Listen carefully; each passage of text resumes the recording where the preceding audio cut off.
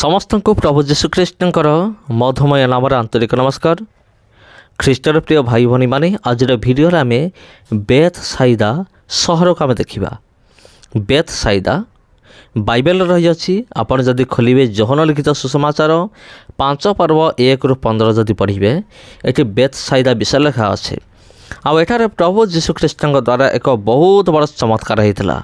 तेज से जगह को मु आज आपको देखी आउ से जगह आज केमिति सतरे से जगह अच्छी से जगह सतरे अच्छी ना आउ जदि अच्छी तबे प्रमाणित हो जे बाइबल एक सत्य पुस्तक अटे। बाइबल परमेश्वर मुख निःसृत वाक्य अटे।